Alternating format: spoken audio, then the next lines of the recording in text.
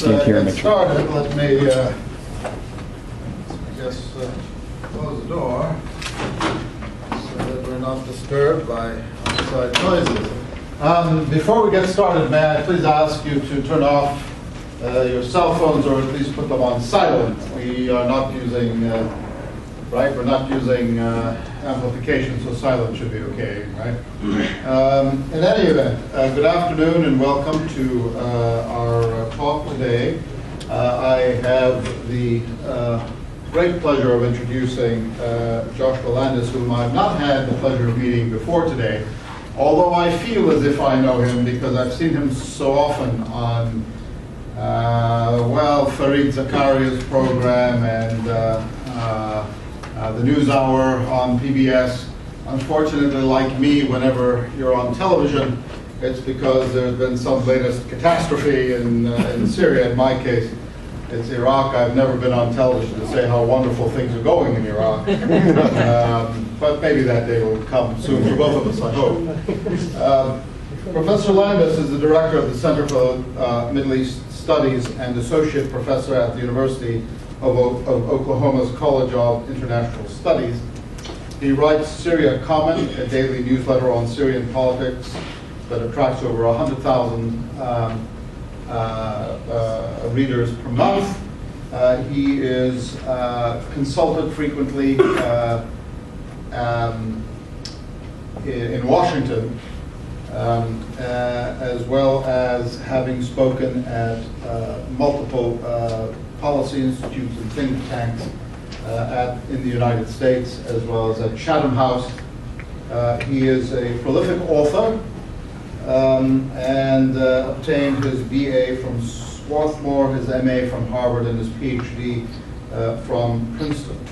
He's lived for over 14 years in the Middle East and is fluent in Arabic as well as other Middle Eastern languages. It is my great pleasure to ask you please to welcome Professor Joshua Landis.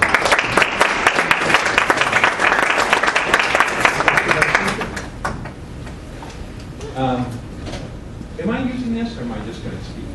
I guess up to you. Oh, okay, this is on. No, I'll use it then if it's on, because it'll make it a little clearer for you. Thank you. I think you need to make it taller if it's going to be new You can, just at least point it out. Okay, I will. That's my height, not your height. But it won't go. Well, it's a real pleasure to be here. And thank you very much, Ambassador Stavati, for inviting me. I'd also like to give a call out to Kevin Martin, who was my roommate in Syria for some time. And so we go way back. In fact, I met my wife this summer. We were roommates, so it has a special glow. And I want to do today is try to take a look at one paradigm for understanding what's going on in Syria. And that's a cultural paradigm of national identity. And what I'm going to call the great sorting out.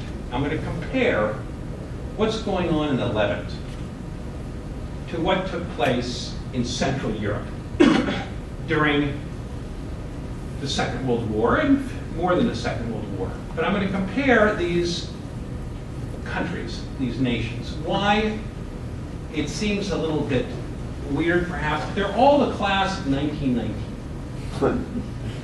They were created at the Paris Peace Conference at the end of World War I out of multi-ethnic, multi-religious empires. World War I was the empire-destroying war. Russian Empire, German Empire, Austro-Hungarian Empire, and of course, for our purposes, the Ottoman Empire. And nation building has been very fraught in these mosaic societies. Let me first look at what happens in Central Europe. The lines are drawn. Many different people who don't necessarily want to live together are put together in nation states. Then in World War II, there's a great sorting out in which the national peoples, many of which are ethnically cleansed. Of course, we know about the Jews. 6 million Jews in Central Europe are destroyed, and the remainder flee. But there are many others. Poland, 64% Polish at the beginning of World War II. By the end of World War II, 100% Polish. Ruthenians, German Poles, all gone. Czechoslovakia, 32% minorities before World War II. By the end of World War II, all those minorities are gone. And of course, later on, the Czechs and Slovaks won't even be able to live together after 1990, and they decide they have to separate. And you go right down Central Europe, and there is this great sorting out. The borders don't change so much. It's the people that are changed to fit the borders. Even a little place like Crimea we can take, which was 5% German. Before Hitler occupies it, he uses those Germans as a collaborative elite. When Stalin takes it at the end of the war, boom, those 5 million Germans are marched out to either Siberia or they flee, but they disappear from Crimea. Over 12 million Germans were ethnically cleansed from Central Europe at the end of World War II because they were the guilty minority. The Sudeten Germans, 3 million of them in Czechoslovakia, all gone. The Polish Germans, all gone. Hungarian Germans, mostly gone. So this great sorting out takes place from one end, and I'm going to argue from Poland to Palestine. But it's taking place right through Central Europe during World War II. And of course it continues. Yugoslavia explodes once you get Tito, the little sultan there, removed. It explodes. We've got 7 nation states there today. Ukraine, you could even argue, is in the process of this sorting out, with the Russian East, Ukrainian West, trying to figure out who is who in this great sorting out. Long and bloody. What are the hallmarks? Long and bloody. Zero-sum game for the minorities. Ethnicity, of course, is the great marker in Central Europe. I'm going to argue that in the Levant, it's going to become religion. And religion is increasingly going to become ethnicity. Let us look and put this into a nationalism framework, because this is the paradigm that I'm trying to use for you. This is nation building. This is about forming a nation, a political identity that coheres, where people feel that they share a common identity and can trust each other and work towards some kind of constitutional agreement, where they don't see the other as a fifth column that's trying to stab the nation in the back. Nation states, of course, are extremely modern. This is not about primordial identities. This is about modernity. If in international relations, probably the greatest marker for modernity is the nation state. After all, before the French Revolution, the American Revolutions, there are no nation states in the world. There are principalities, bishoprics, free cities, emirates, caliphates, kingdoms, you name it, but there are not nation states. Modernity is going to erase that map and use a national cookie cutter to try to build our 193 nation states today. And of course, that's a very bloody process.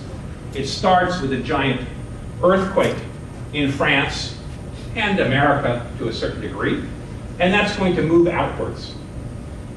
Today, First World War is going to get a big bunch of nations strewn out onto the globe with this empire-destroying war. But it's really modern. 100 nation states get their independence between the Second World War and 1973. So anybody who tells you that we're living in a post-nationalist world, forget it. It looks like it if you live in Belgium, because you've got NATO and EU and so forth. But if you live in the peripheries, and of course I shouldn't say peripheries because most of the world is living here, it doesn't look that. You're in the middle of national turmoil. Think Syria, Iraq, Central Europe. That big flow of refugees heading towards safe, nationally defined Europe is only going to get bigger as these countries sort themselves out. Okay, that's the big, giant paradigm, which of course is largely false because it simplifies the world way too much. But I'm just throwing it out as a paradigm to try to tease you as I look at what happens in the Middle East. Let's take Turkey, Anatolia, the beautiful, peace-loving Anatolia. 20% are Christians, 1914, before the great national revolution that will consolidate under Ataturk in 1923. The Armenians, we know it goes 1.5 million killed because they're seen as a fifth column helping the Ruskies during World War I, and they're destroyed. Greek Orthodox, Greece invades at the end of World War I, thinking I can rebuild the Byzantine Empire and reconvert this to Christendom, I guess. I don't know what the Greeks are thinking. But this embroils the Greek Orthodox of Anatolia into a national project where they're going to be losers. And when Ataturk drives out the Greeks, he expels big population transfer. 800,000 Muslims from Greece are thrown into Anatolia, 1.5 million Greek Christians, driven many into Syria, but also transferred to Greece. 1 out of every 4 Greeks is an Anatolian who got there with nothing. Needless to say, Greeks don't love Turks today. But that's Turkey, great sorting out. And in many ways, you can argue that it was good for nation building. Why? The democratic, I'm not going to be a proponent of ethnic cleansing, but the democratic transition that we have seen under Erdogan, as bad as it is and uncertain, could have taken place only because those Christians were not there. Had there been 20% Christians in Turkey, they would not have voted for the AK Party. They would have clung to the coattails of the Kemalists and the generals and dictatorship, because they would have feared that Erdogan was Khomeini, coming to put their wives in burqas, which is exactly, of course, what the Alawites and minorities of Syria felt about the Sunni Muslims. And they preferred to shoot at them rather than to allow a gentle landing and democratic transition. Get rid of the Christians enables national cohesion. I don't want to press it too far because I'm sure it's not true and it's oversimplistic, but there's an element of nation-building process that's going on here. Let's even look at the silly little island of Cyprus. This is the map before the Turkish invasion. Here we have a beautiful map of the Nasij, the inter-religious Christians and Muslims living peacefully in the lovely island. After the Turkish invasion, boom, great sorting out. Muslims all live up here, Christians all live down here. Very clean. I had to add it in just because it's a beautiful map. Let's take Lebanon. Here is our multi-ethnic soup, multi-religious soup of Lebanon. Today it's a third Christian, third Sunni, third Shiite, more or less. But of course, the Levant states, which we are now entering into, and which are the states I'm most concerned with, all have a unique nation-building process. Because the colonial powers, the French, of course, in Syria and Lebanon, the British in Iraq, Jordan, Palestine, are going to give minorities a leg up to the point that they're able to capture power in every one of the Levantine states.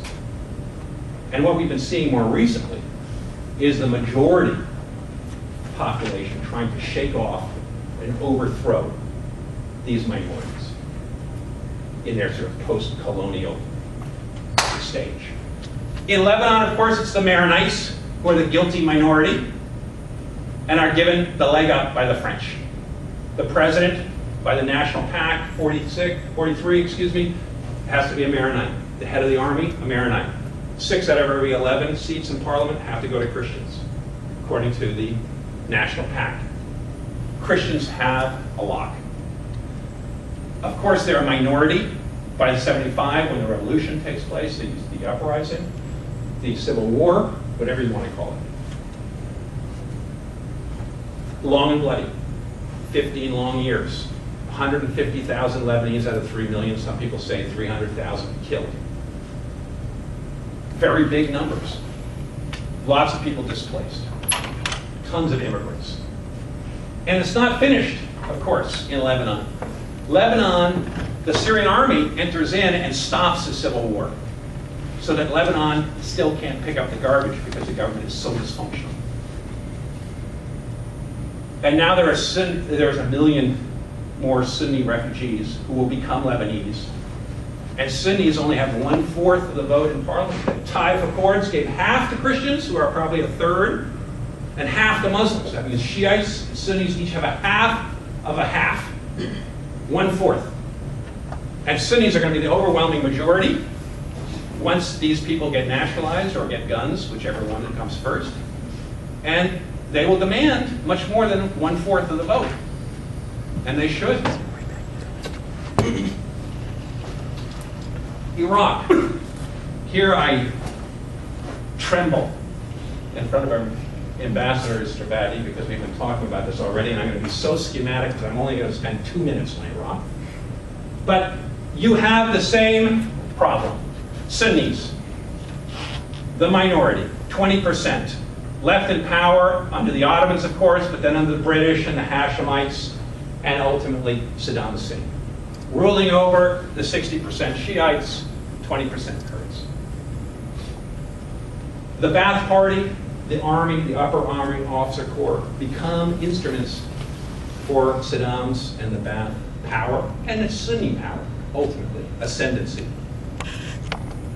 America, of course, sweeps in 2003 in the name of democracy, but what it's really doing is it's casting the Sunnis from the top of society down to the bottom and catapulting the Shiites from the bottom to the top, unleashing an unholy civil war. The Sunnis immediately join Al-Qaeda, today ISIS, and are fighting long and bloody a zero-sum game for some element of power sharing that the Americans promised them, but of course they're not getting. Long and bloody. We don't know where it goes. Great sorting out. The Kurds have already found their homeland of a sort.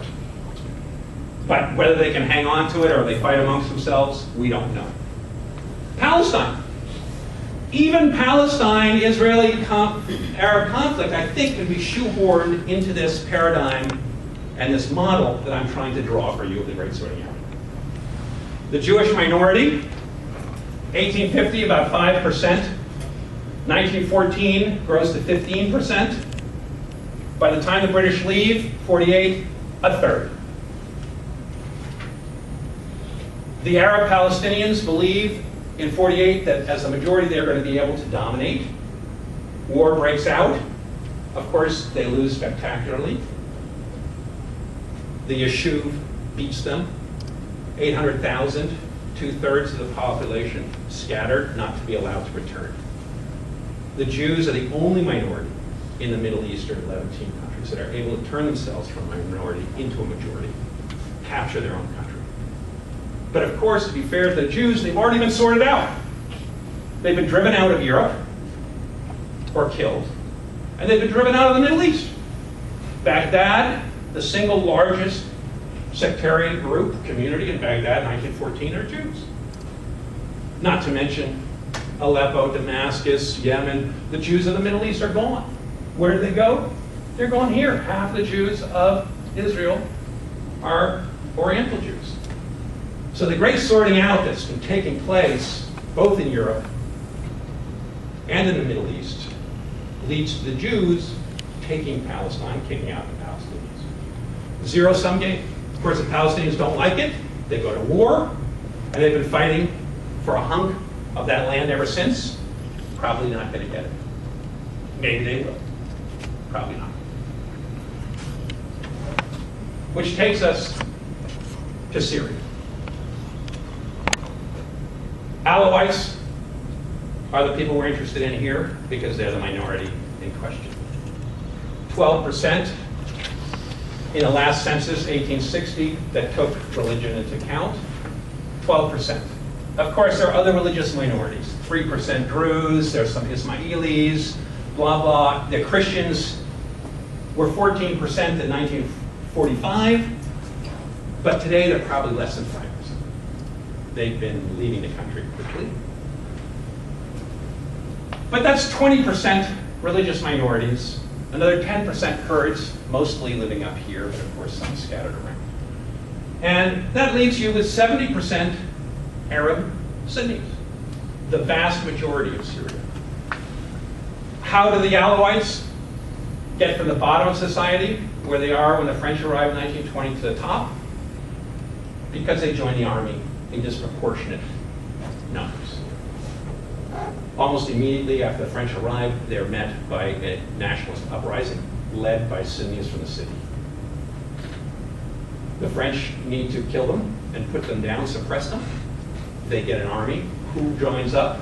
But the minorities in overwhelming numbers. The Alawites, Armenians, Druze, Christians of all kinds, and Sunnis from the countryside who are poor and are willing to shoot at the Sunnis in the city. When the French leave in 46, the army is jam full of minorities and countrified people. The parliament is made up of urban notables, Sunnis. They don't trust each other. By 1955, there's 3 coups in 49, and the sorting out begins to take place within the military. The Sunnis get hived off the top, and the minorities move up the ranks. By 1955, Alawites, we believe, are, according to officers at the time, are 65% of the non-commissioned officers. But they go up the ranks quickly. 66, the first coup, Jadid comes to power, Alawite. And then 70, the last coup in Syria, Hafez al-Assad, another Alawite, takes power and consolidates with his family. How does he rule Syria? In the name of nationalism, he rules through traditional loyalties. He puts his brother as the head of the Mukhabarat. Assad did it, the father, and so does the son. The son copies the father's model. In-laws in the army and sensitive positions in Mukhabarat. And then you jam it up with Alawites at the top of upper ranks. You build the state in the image of yourself. Because otherwise, you'll be overthrown. Hama uprising in 82, Muslim Brothers almost immediately, once he comes to power in 70, by 75 they're already blowing things up, and they're trying to get him out. And he has to suppress this Sunni uprising. It's the training wheels for what's going today. But for the last 45 years, the Alawites have been preparing for this day of national uprising, which is why they shot first and asked questions second. And that's what brings us to the terrible state of Syria today. Long and bloody, the Alawites have drugged their nation into this very destructive civil war, like the Maronites did, like the Sunnis did over here. I don't want to blame it on them, because they see it as zero-sum game. All they have to do is look around. It doesn't take much imagination to see that this is they're going to end up like the Sunnis of Iraq, or the Christians of Anatolia, or the Palestinians down below. So this has been the nation-building process, unfortunately, in the Levant. Ethnic nationalism is not so much the question, it's about religion. The secular nationalism of your father's generation, Arafat, Saddam Hussein, Assad, Ben Ali, you name them, Boumediene, from one end of the Middle East to the other, is gone. It's all about religious nationalism today, unfortunately.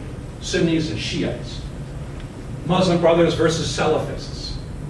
But it's about Islam identifying who you are. Alawites, Sunnis, Christians. I don't know where that ends up. I don't know if that means that you ineluctably end up with these religious states, like a Jewish state, or a Sunni state, or a Shiite state. But in a sense, what Syria is today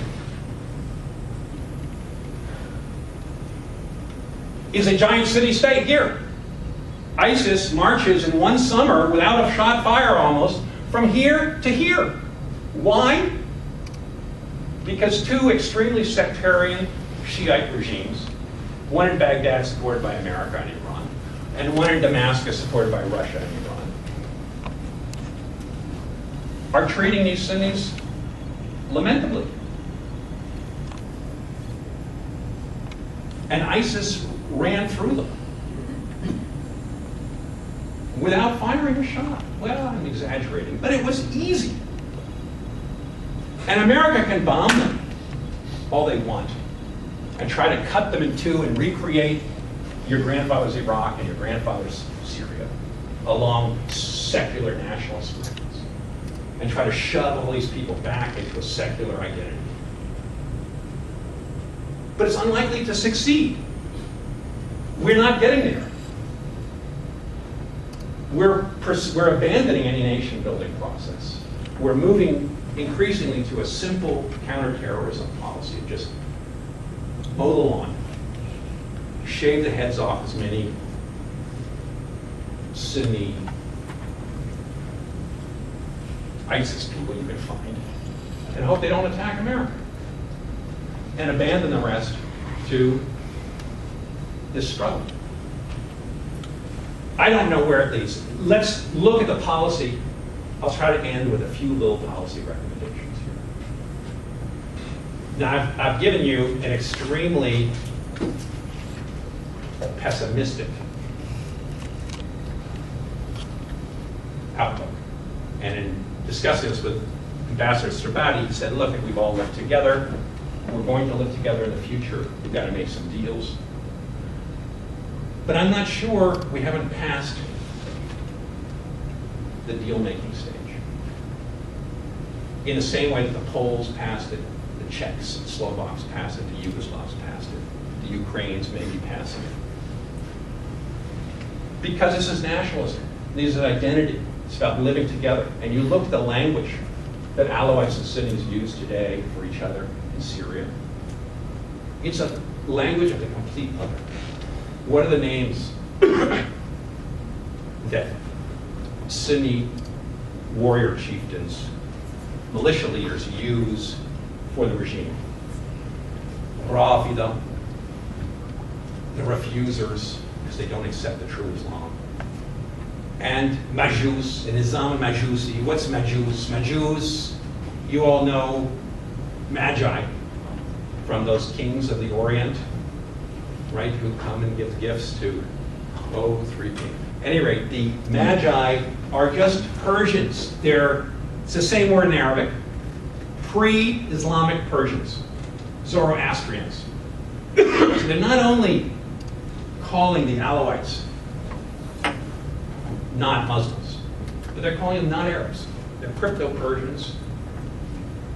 And of course, the Alawites believe in reincarnation of the souls, which makes them sort of Eastern.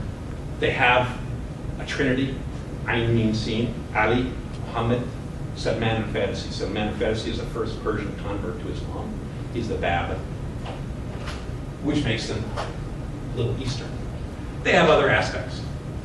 So they're considered Majus and not true Syrians. And of course, the Alawites use takfiri, they use a whole bunch of horrible terms for the Sunnis and accuse them of being agents of the Saudi Arabia, terrorists, takfiri, who have to be killed. And that's where we are today in Syria. So what policy implications are there of this grisly nation-building process. One is America can't adjudicate very easily.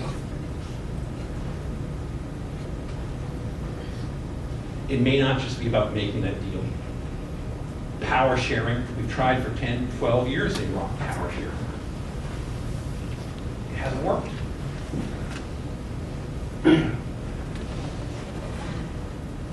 You can do stuff on the outsides. A little here, a little there. Think of the Yazidis, right? We've swept in, we've saved the Yazidis from the worst, but it's not clear that they're going to truly be safe. Where are they going to go? The Christians are almost all gone from Iraq.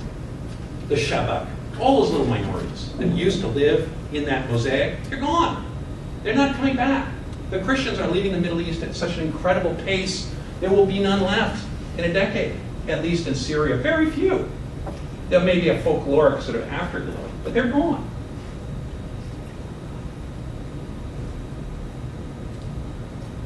This is the... So what do? You just sit there and let it rip through the Middle East? You can tinker. You could fight to not let it happen like this, right? Or you can admit it and say, this is what's happening. And we can't put Humpty Dumpty back together. Sykes-Picot is gone. And we're going to have to recognize this. Let there be a rump Syrian state over here. Let there be a rump Iraqi state, Shia. But let this, from Mosul to Aleppo, exist. And try to nurture it in a way that is not extremist. Try to get the Saudis and everybody to pour money in to develop it. But don't try to arm it up to conquer all of this. Because if you do, you're going to get the ethnic cleansing of this part. And a big new refugee outflow. And it's not just the Alawites. Of course, there's all the regime Sunnis and the upper class Sunnis. Because it's not, I've only given you one small part of a nationalist paradigm. But there's a socioeconomic paradigm that one could argue. There's a country versus city paradigm. There are a lot of other. There's the outside powers interfering paradigm. All of which I'm not going to go into, but they add up to this. So those are, I guess, it's a argument for some kind of partition. And I understand that partition brings on its own problems. And I argued this just the other day in a meeting in Washington. General Petraeus was there. He said, no, you can't do that. Because Assad is the magnet, and ISIS is going to come as long as Assad's there. I don't know if I believe in magnets, the magnet theory of the Middle East and ISIS. Because why did ISIS go to Iraq? Who was the magnet there? Petraeus? I don't know the answer to that. But it's a difficult problem. And I'm going to end on this, the difficulty of it. There aren't clear answers for which way it should go. But I think this paradigm of nation building, and particularly the religious inflection of the national project as it's being expressed in the last decade or so, since 79, since the Iranian Revolution, or you could say the end of the Six Day War, wherever Islam, resurgent Islam begins, has really superseded the secular nationalism of that colonial era. Thank you.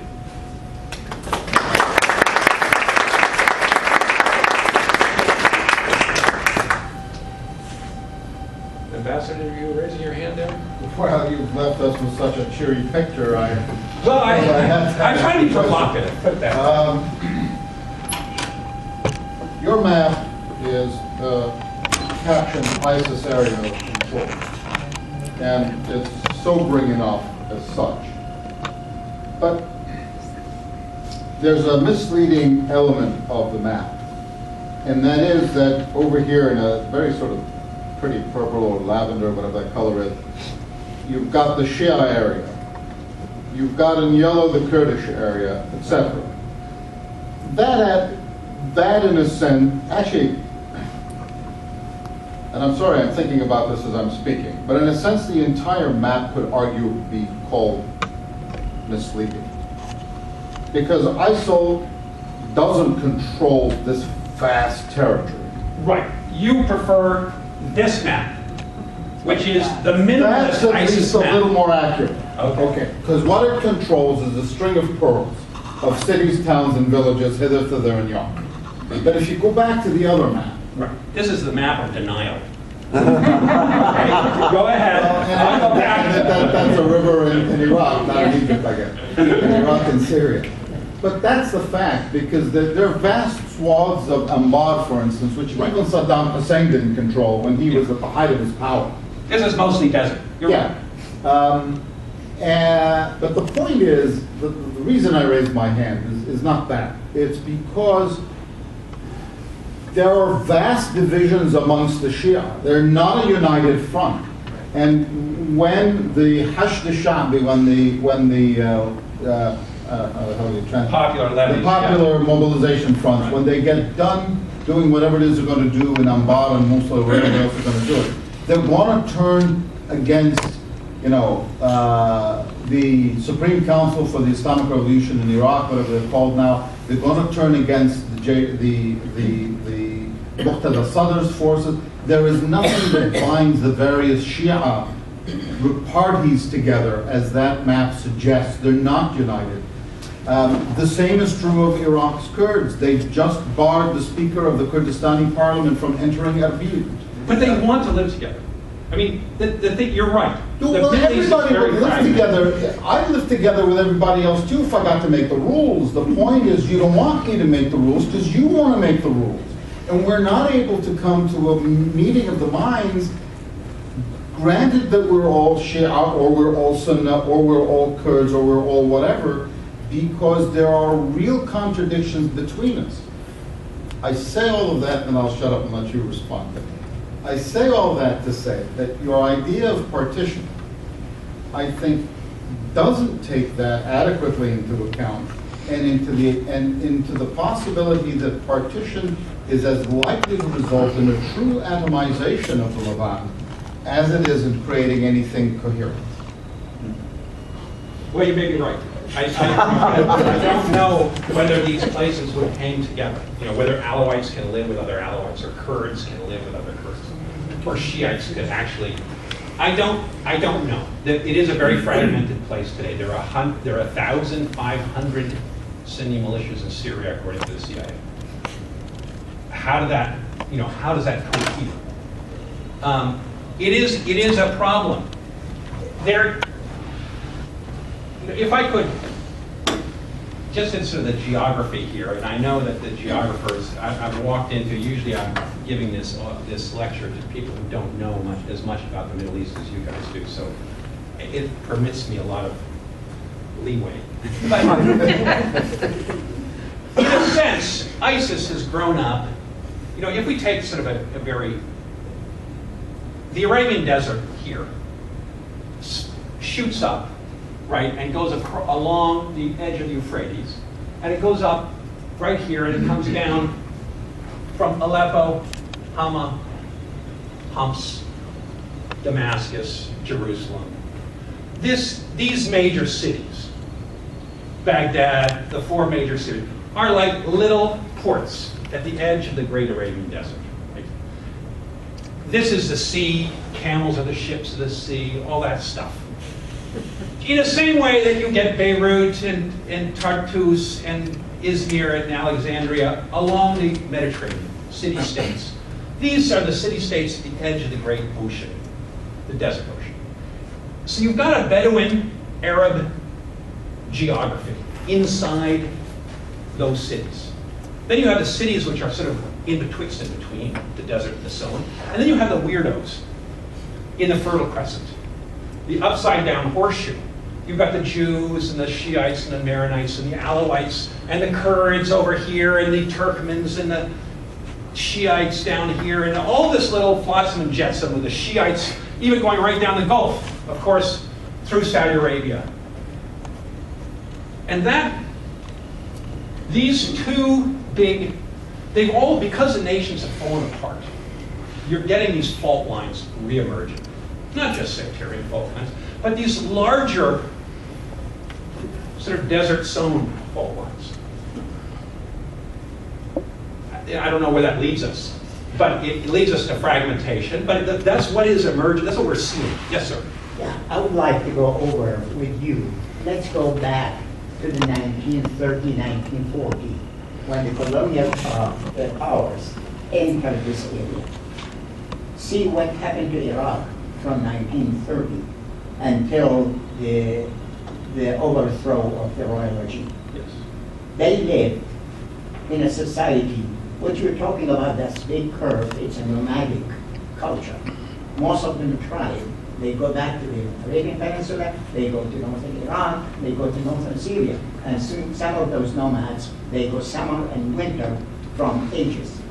So what we have here, in 1930, in 1940, the British came. They established a system where they managed to have the ethnic group continue. So they have Sunni representatives, they have Shia, they have Kurds, they have the Christians in the parliament. And they managed to live peacefully. They are ethnic normal in every country.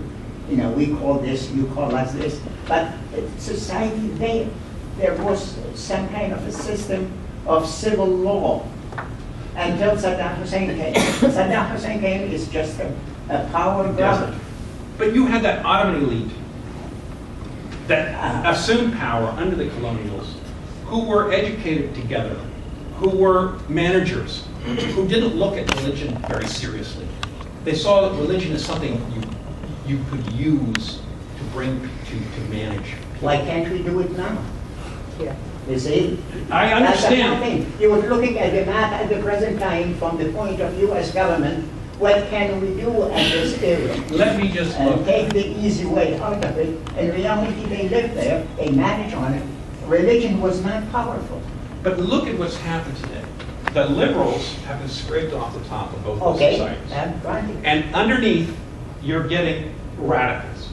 This is from the 9th grade textbook in Syria that every single Syrian student has to read. That's normal when you have a fascist running a regime. But this is not a They fascist. describe. This is not a fascist. This is, okay, it's from the 60s, but it's part of Nasser's textbooks that got absorbed in every Arab country, okay, in the 60s. And this has been in the Syrian textbook since the 60s as a religion class. And every Syrian goes twice a week, studies religion. It's not very important in terms of their med day at the end and getting into university, but they have to study it and they have to pass it.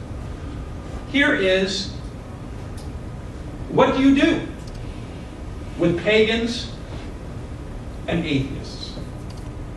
And this is what it says. Islam accepts only two choices for pagans and atheists, that they convert to Islam or be killed. Now that did not mean anything, even under the Assads, who could not get it out of the book. The Assads tried to change the constitution in '73 to take out Article 3, which says the president has to be a Muslim. Big demonstrations up and down Syria, led by the Muslim Brotherhood. Assad put it back. And he declared himself a Muslim.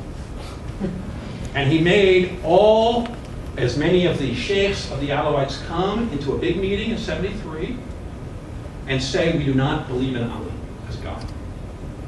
Now, of course, they were lying. And only 50% of the sheikhs came forward and said this. They weren't really lying, because Alawites don't believe that Ali is God. They believe that Ali is an emanation of God, and that he has some of the design characteristics of God, but not all of them.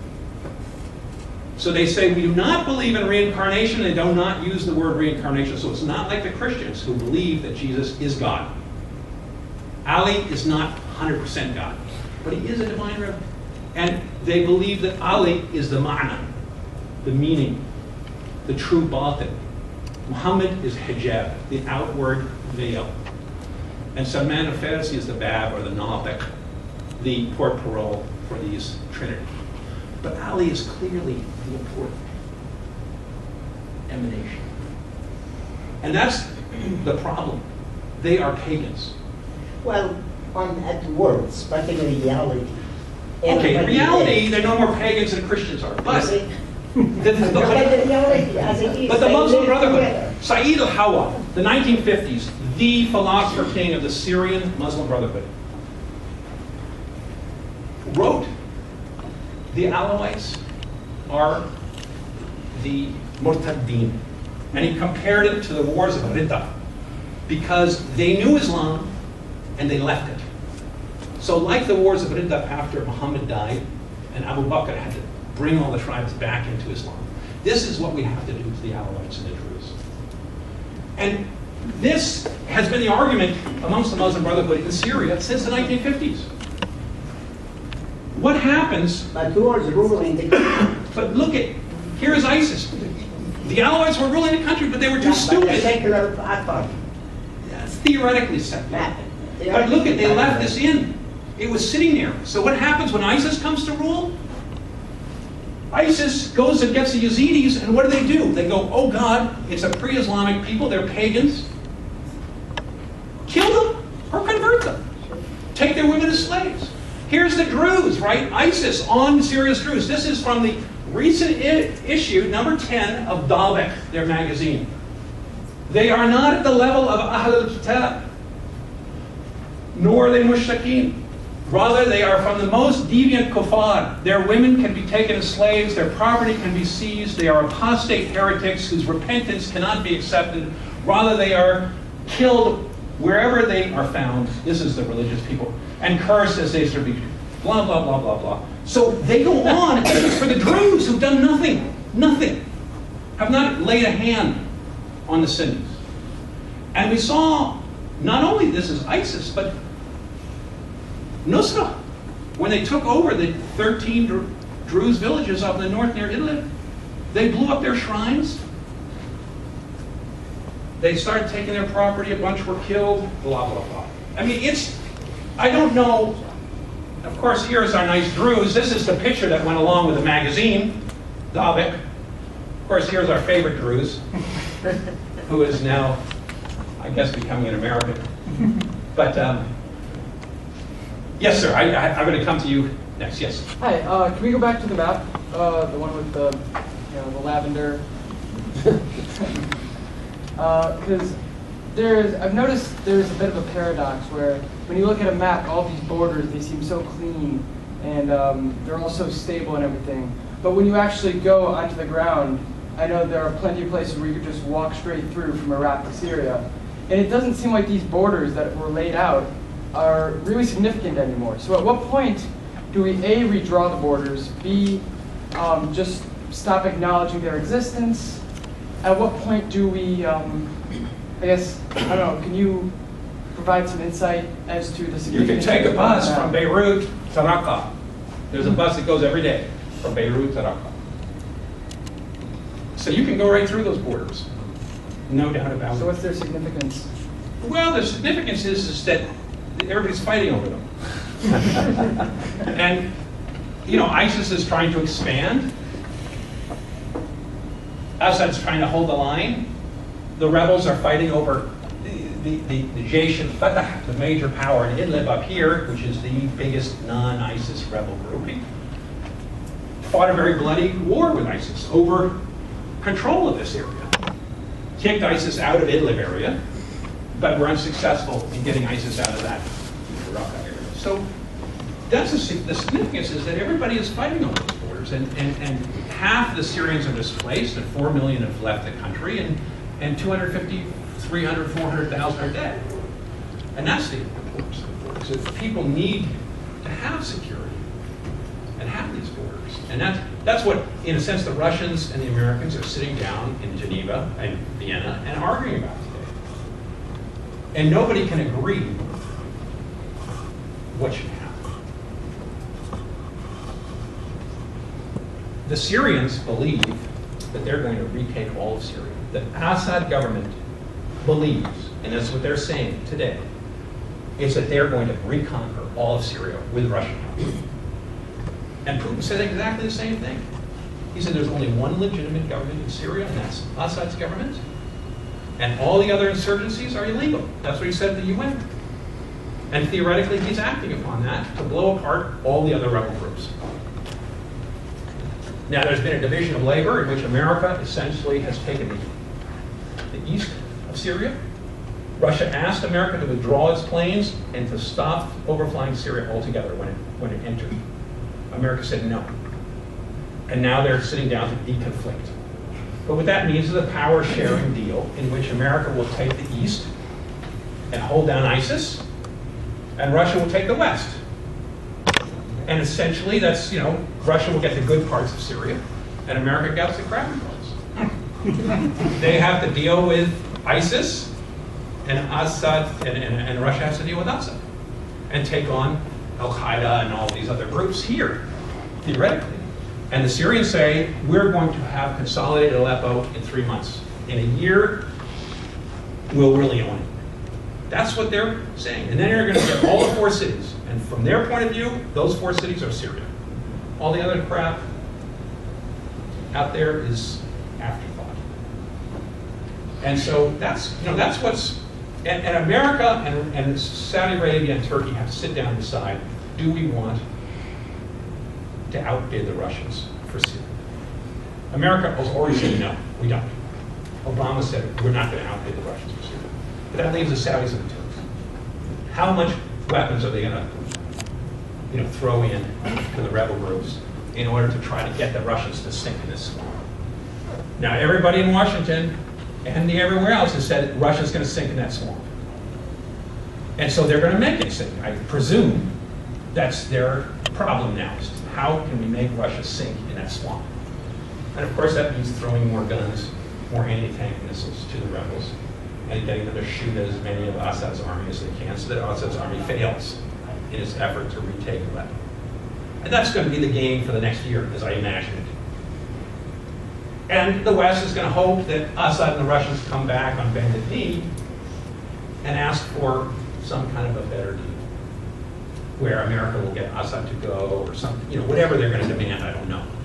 But that's the way I see it coming. I said you, and then we'll come to you. Right. My question, which you began to address just in the last remarks, was about Syria as a proxy war with Saudi Arabia, Iran, etc. And Washington's role. This afternoon, I read what I thought was an outstanding piece of yours from 2005 in the New York Times, warning that the neoconservatives considered Syria low-hanging fruit and saying all kinds of chaos would ensue if we went after the Assad regime.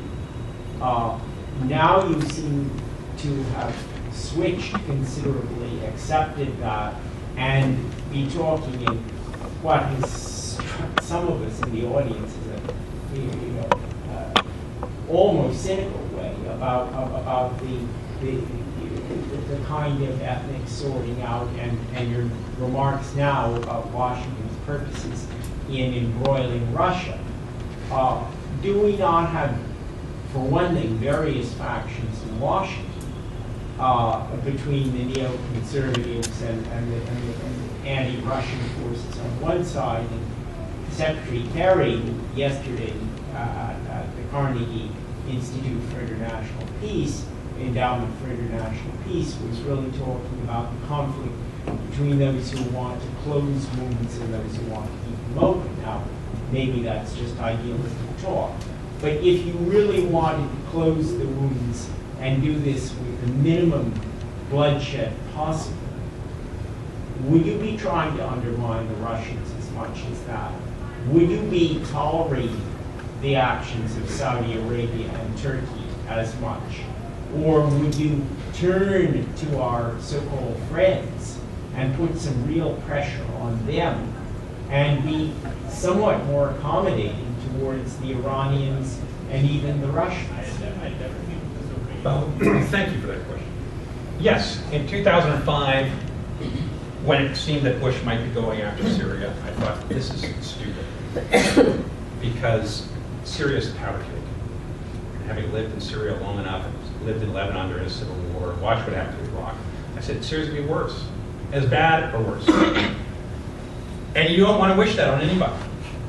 But at the same time, I'll never forget a conversation with Lee Smith. I don't know if you know who Lee Smith is, but he's at the Hudson Institute or the Heritage Institute. He just wrote a book called The Strong Horse, in which he argued that Middle Easterners like the strong man and they will always go for the strong man, so America should be the strong man.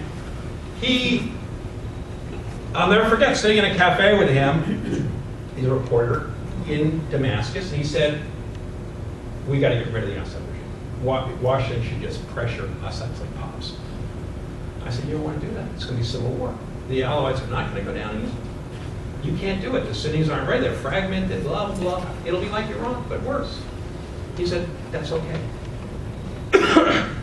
It's better to have civil war now than later. Because if you have it now, it'll play out in a less bad way. The longer you keep the lid on, the more violent it becomes. And that's the argument of most of the people who support the revolution. Ultimately, when you get down to it, is that these guys have taken over the government because of their French support. And they've been holding it viciously and torturing the majority. And we've got to get rid of them. And if it's going to be bloody, it's going to be bloody. But they have offered us no soft landing. And therefore, we have to mobilize against them. And if we don't do it now, we'll never do it. Now, I don't agree with that. And I didn't agree with it then. On the other hand, I'm a coward, that's why. I would submit to dictatorship rather than go through this kind of civil war. But it's pure cowardice. I don't have a good argument for how Syria would get out of that trap, except for if they grew at 12% a year like China did or something like that. And Syria's not going to grow at 12%. Neither is Egypt, or none of these countries are going to grow at 12% a year because they're badly governed and they don't have resources, they don't have the clout. They're anti-Israel. They've done everything wrong.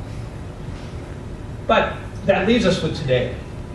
What I am advocating is that if you want to stop the bloodshed, you have to just accept this map and work for a ceasefire. And give the Sunnis something. Now, of course, it's not what they want. Nobody in Syria wants partition. I went on Fareed Zakaria's show and said partition. I can't tell you how much hate mail I got. Nobody in Syria.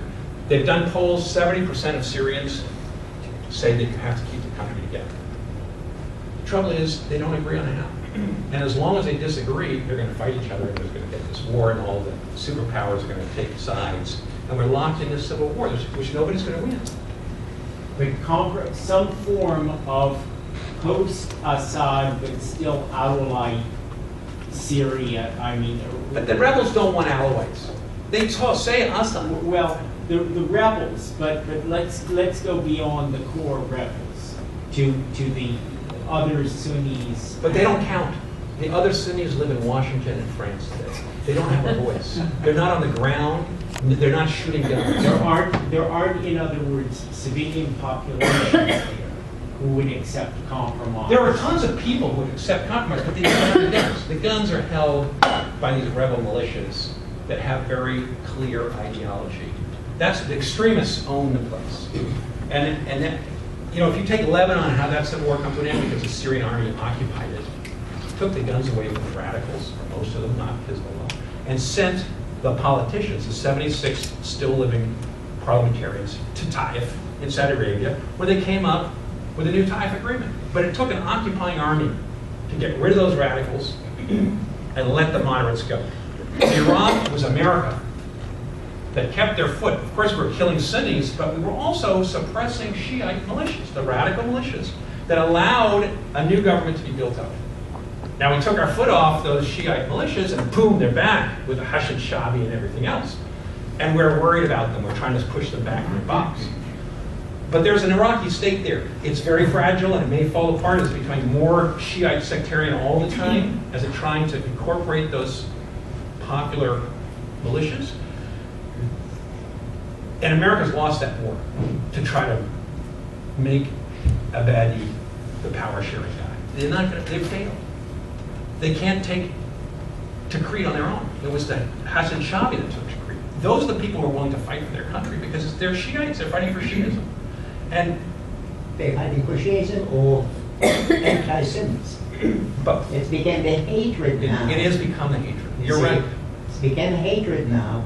Before it was not that situation. It was. And now, you know, the mess that started in Iraq, which went to Syria, started with the American occupation and mismanagement of the situation from the beginning. You don't kick out an army, 500,000 policemen and soldiers and officers, throw them out without salaries without this, and they end up going into the jails and they end up into ISIS. And all of the elites leave the country. And the rest of them, like, And they're not there to sort of, okay, next, sorry, yes, ma'am, and then. You haven't talked much about Turkey. A couple of things I'd like to ask you about. One is there, how large is the possibility that Turkey is going to be sucked right into this as they're on that trajectory right now? And why did the U.S. let Turkey have carte blanche to bomb the Kurds? They knew this would happen when they did that. Well, Turkey has been sucked in already. And Erdogan's lost a lot of popularity because he let his country get sucked in. But not the vote. Not yet, no. You know, you're right. You're right, he's still hanging on. It's been very damaging for Turkey all around. And it's caused a kind of hatred inside Turkey that we haven't seen for a long time, to recrudesce. And it's the Alevis against the Sunnis, and the Kurds against the Turks. And it's in a lot of little different ways. The Alawites are totally disaffected. But the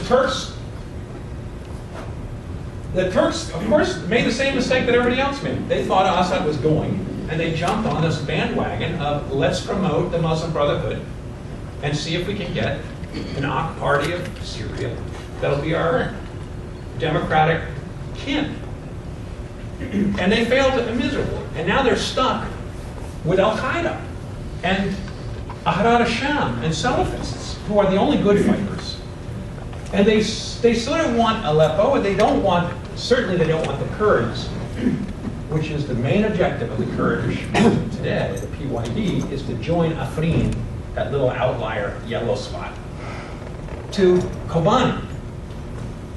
And that's what Turkey has said, this is my free zone, and no Kurds going to take it. So Turkey's been bombing the Kurds in order to keep them weak and to let them know they're not going to do that. And Erdogan said early on he's not going to let a Kurdish independent state emerge here in northern Syria. Of course, it has emerged. PYD is the power. They're there. Turkey's going to have to accept this, I presume, the same way they accepted a Kurdish state in northern Iraq. But they don't like it. And they're trying to arm up any group. They armed up ISIS. They armed up everybody who would kill Kurds. America was arming the Kurds to kill ISIS, and Turkey was arming ISIS to kill the Kurds. So we don't have any partners. And that's where America realized. Now, of course, Turkey pulled a switcheroo and said, once America's policy of arming up the Kurds to kill ISIS had played itself out, in other words, that the Kurds had taken all the Kurdish majority territory in Syria. Today, if the Kurds expand that yellow, they'll be owning majority Arab territory. And it's going to be a terrible thing because it will only increase the hatred between Kurds and Arabs, and it will start a counter movement. But once they played that out, Turkey offered the United States, you can use Incirlik, you can use our air bases to get ISIS, but you have to stop the Kurds. Let us stop the Kurds. America said, okay. I don't think America quite realized what it was buying into, but it wanted Turkey to close the border, put economic sanctions on ISIS, and allow them to use the bases. And Turkey said yes to all three. So America had to go with Turkey because the Kurds are no longer useful. They had done their job of fighting ISIS in the Kurdish majority regions. And now we needed the Turks. So we switched. Of course, it was a stab in the back to the Kurds, and we've since crept backwards to supporting the Kurds again. But we don't know what to do. We're stuck.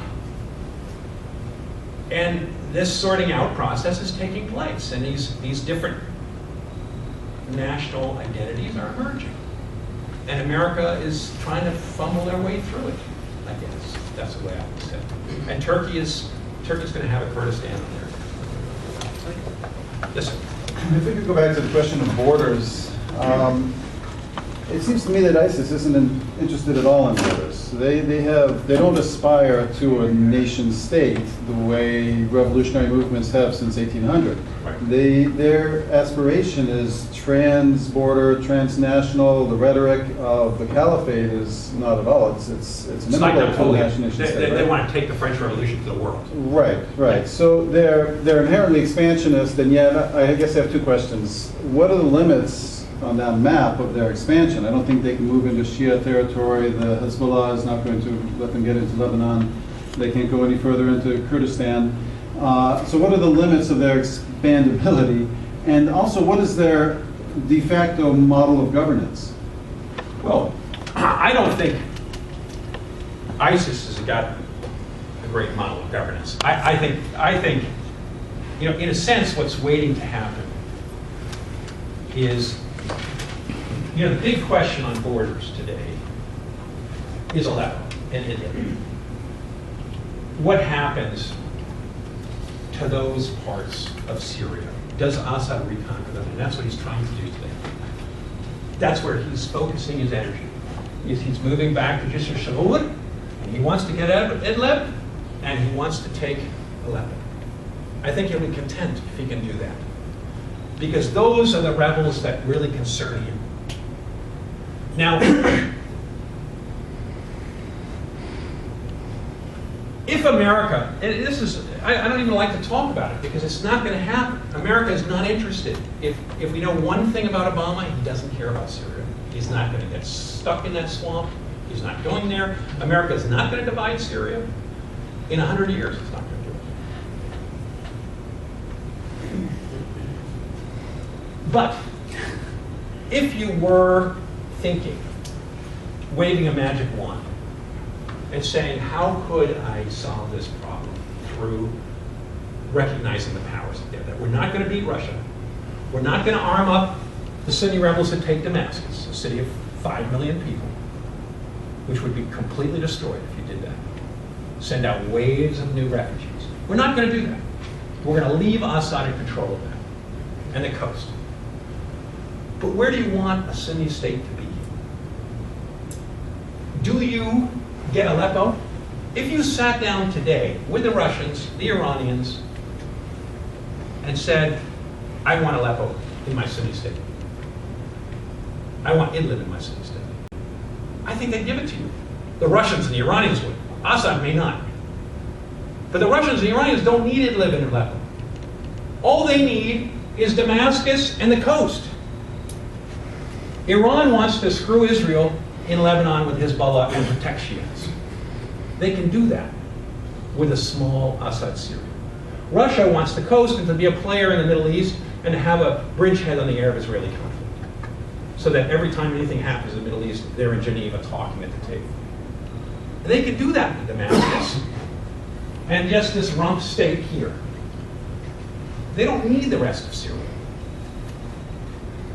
So if America were to make a pitch and say, let's stop this, we will let Assad rule and leave you with your man over that territory. But if he comes and takes Idlib or he takes Aleppo, we're going to smash him. And we will make sure that our rebels don't take that. Then you have to tell the rebels, this is never going to happen in 100 years, but then you'd have to tell the rebels, okay, there's going to be a Sunni state from here to wherever he does stop. I don't know where. Maybe the Iraqi border, because you love the Shiites in Iraq, and you're going to let them beat up their Sunnis. But if you were to make a Sunni state, you'd have to get Aleppo in there because you need a big city. And if you told the FSA, the Free Syrian Army moderates that are populated in this area, pockets, you're not going to take Damascus. But I will help you take the rest of Syria away from ISIS and Nusra. They would do it. It would be Sahwa, number 2. But you'd have to promise them this time that you get your country. The Sahwa number 1 worked, but then we cheated on them and we threw them under the bus, right? Because as soon as we left in 2010, the Shiites said, you're going to the clink, I'm taking the guns away, you're dirt. And the Sunnis were left in a lurch. They thought they were getting guns and they were going to make their own country. They were going to make something. They were going to get a hunk of the pie. They got nothing. So nobody's going to be Sahwa number 2 unless they know they're going to get a country. If you say, this is going to be your country, and it's going to have Aleppo, it's going to have Idlib, it's going to have good things in it, maybe you'll have Daraa down here. They would fight for it. Because they know they're not going to take Damascus. They want Damascus. Of course they want Damascus. But they can see that they're not going to get it because Russian planes are bombing them every day. But if you said, I'm going to stop those Russian planes, but America's not going to, we don't care about Syria. Syria is not important to America. In 4 years, the United States spent $4 billion on Syria. That's the amount that they spent in 2 weeks, 1 week in Iraq at the height of the occupation. America has spent nothing on Syria. Today, they're spending real money to bomb ISIS. But it's nothing like it. We've spent $4 billion since we've started bombing ISIS a year ago to today on bombing ISIS. That's a week of what we were spending, 2 weeks of what we were spending in Iraq at the height of the occupation. But it shows you how little America's interested in Iraq. And America's not going to change, Obama's not going to change, maybe Clinton, or you better hope that it's not the Donald because he doesn't care. And, but I don't know who cares amongst the Republicans. Maybe somebody does care, and they would do this kind of thing, or they would kill Assad and take Damascus and help the rebels and have a Sunni ascendancy in all of Syria and then work out some agreement. But they're not going to do that. So your argument is that if the international community offers the Sunnis a strong enough, viable state, ISIS will just sort of wither from within? It won't. It'll have to be. So how does that happen? Sahwa. You have to get the moderate people who are feeding out of your trough to say, we're going to go kill them because you're going to get a state.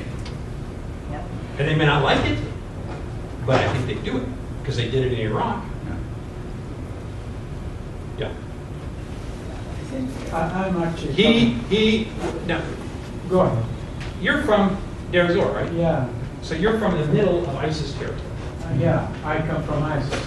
You are. Yeah. You have a passport? No, not yet. They're working on it. But the thing is, based on my conversation with the locals there, your argument Doesn't hold water. Yeah. Doesn't. Okay. Second, there are identities already established in that region. A lot of Syrians in that area, they don't want to have anything to do with Iraq. Now that sounds a little bit strange, but that's the reality. People actually are hoping that they would have clear borders with Iraq now because they got from Iraq ISIS, they got all the Bad stuff. bad stuff coming from Iraq. At the same time, there are people in that area who cannot live without Damascus. So they are still going for medical They need treatment. And Damascus is always there for anyone who doesn't show that he is from a fighting group in Syria. I think you are missing, in this picture, which is, I believe, I don't want to go against it because I believe it's highly hypothetical. It is. Which is fine. It's not going to happen. But I really believe there is, since you talked about the policy, part of it, which is very interesting. I think Assad is the major issue here. If Not the Assad- Alawites, not the Mukhabarat and the whole security state. Now people are really tired of the wars. They just want something to save their faces. They are saying, let Assad goes away, or let him go away, and then we can compromise with the rest. We can have a deal somehow. But this Assad and Maher and the same family since like the 70s, it's not going to work, not even with the people in Damascus, because they are still seeing Iranians taking over Damascus. It's just not going to work. I mean, if you want something viable, you have to address these things. Even the idea that America will contribute to this reality, new reality, that's very dangerous because the Americans didn't handle Iraq very well. I mean, the way they tried to give it to the Iranians or to the Maliki's, the same people will think it's serious, so nobody will take it seriously. Speaking of taking it seriously, also Syrians don't take seriously their not great religious education textbook. But ISIS does.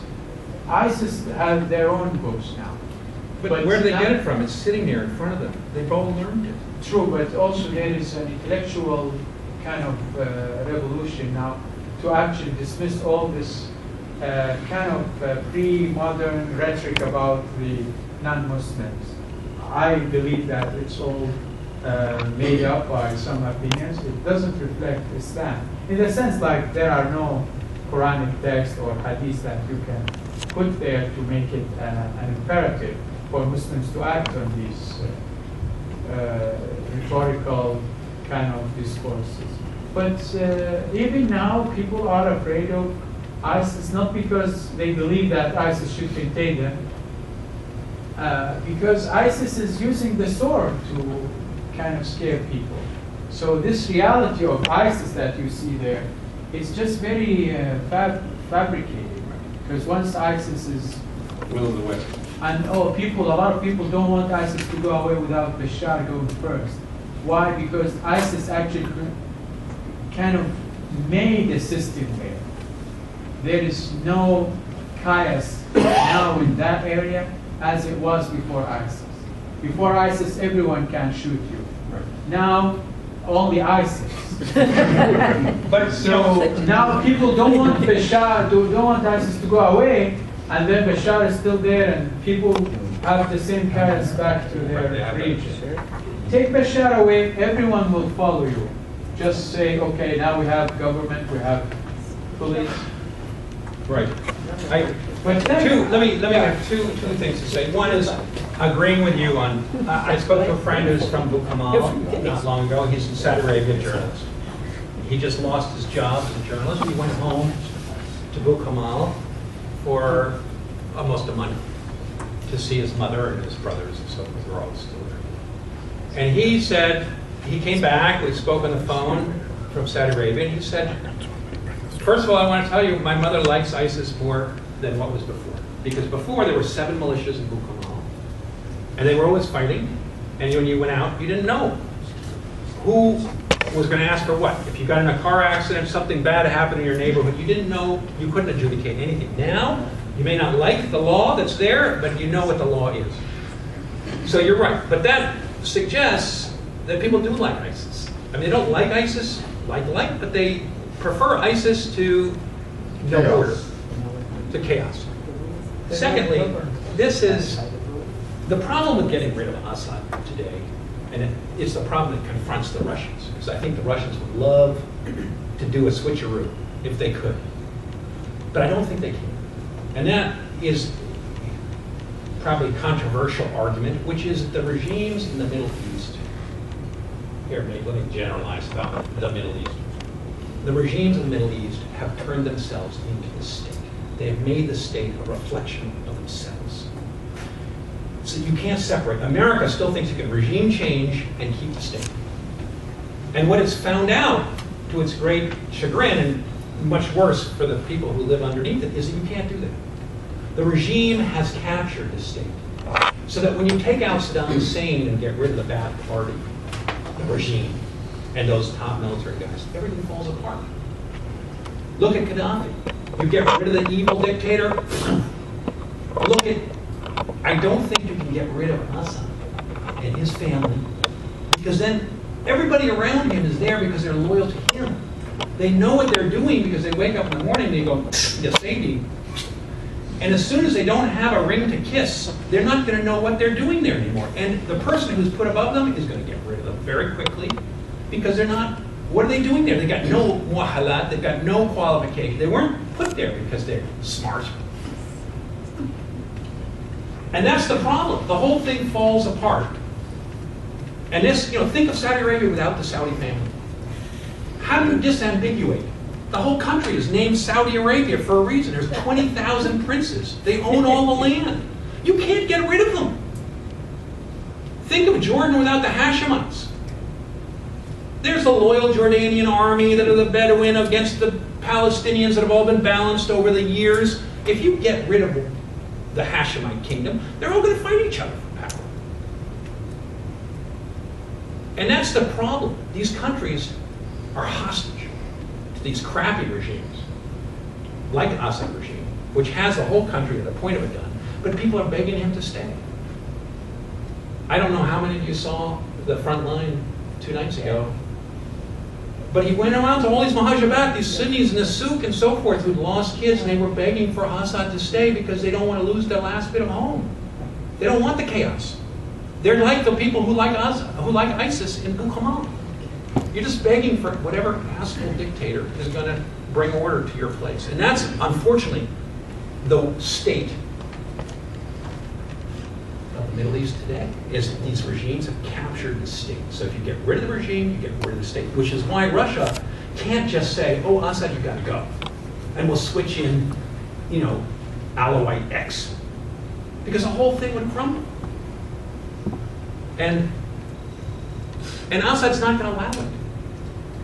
The example of the Abdelaziz Khayyat family, the third major family from Qurdaha, the president's town.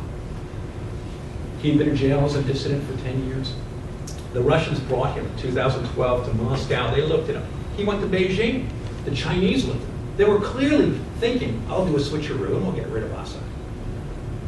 As soon as he came back to Damascus, boom, he was met at the airport by the secret police. We've never heard from him or seen him again.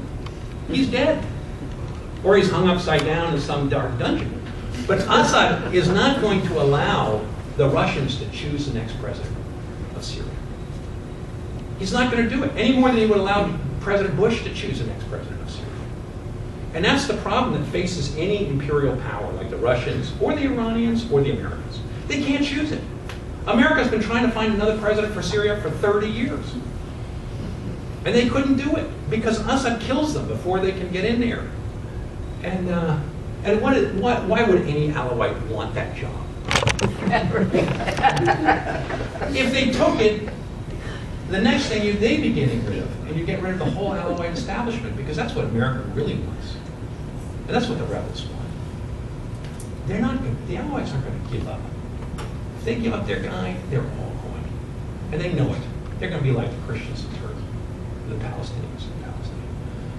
And that's why they're not playing that game. And they're not going to let the Russians do it.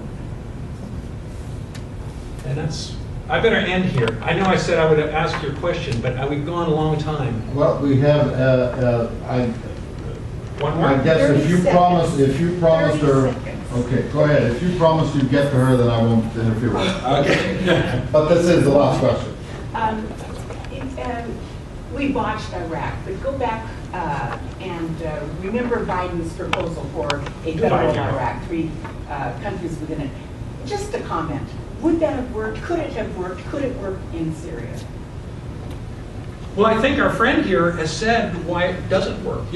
It was way too big to think about in 2003, because Iraqis, you looked at Baghdad, and the entire Baghdad was one giant mosaic, with people living in mixed neighborhoods, all married together.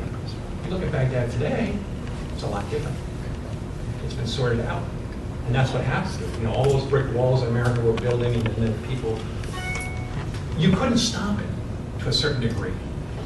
So today, somehow a third looks more reasonable today, but still it would do terrible violence to all those people who need to go to Baghdad, all the Syrians who need to go to Damascus to get their business done, or who have interests here, or have a family over there.